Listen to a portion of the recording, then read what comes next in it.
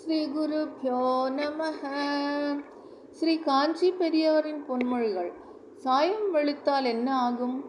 இந்த மனுஷ ஆயுள் முடிந்த பின் அவன் என்ன ஆகிறான் என்ற கேள்வி வந்தது. இந்த உடம்பு போனதோடு மனுஷனும் போய்விடவில்லை என்று அந்தந்த தேசத்திலும் தோன்றிய மகான்களும் கண்டார்கள். ஆனால் உடம்புக்காக தேடிய பணமும் பொருளும் உடம்பு போன பின் அந்த மனுஷனுக்கு சிறிதும் பிரயோஜனப்படவில்லை.